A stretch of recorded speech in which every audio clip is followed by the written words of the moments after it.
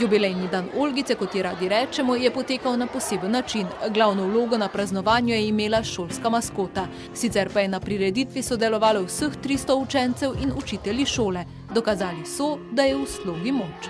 Šola je super.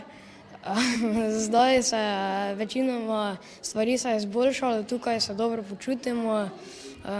Z učiteljicami, z ravnatelji, to se zelo dobro razumemo. Imamo najboljšo ravnateljico, imamo dobre učitelje, pa je v glavnem v redu. Na Olgici, šoli v starem mestnem jedru, so se v letošnjem letu lotili projekta Nekoč so bili mojstri mojega mesta. Kar pomeni, da bomo čez vso to šolsko leto raziskovali naše obrtnike, ker ta Prešernova je bila nekoč tržna ulica, tako da res raziskujemo te in spoznavamo naše stare obrtnike, kar bomo tudi potem na koncu šolskega leta predstavili.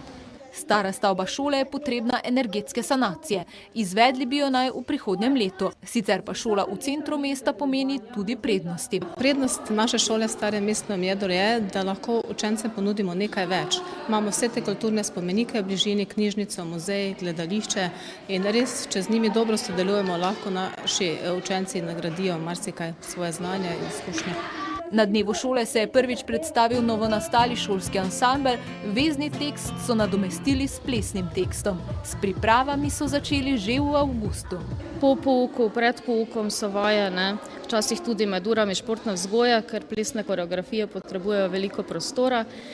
Na to pa pridejo generalke, ki so najprej kaotične, da se ti zdi, da nič ne bo na pravem mestu.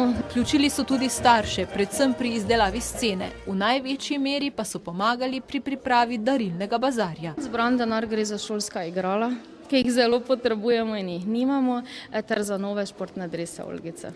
To pomeni, da to so želje v novo leto. To so želje v novo leto, ja.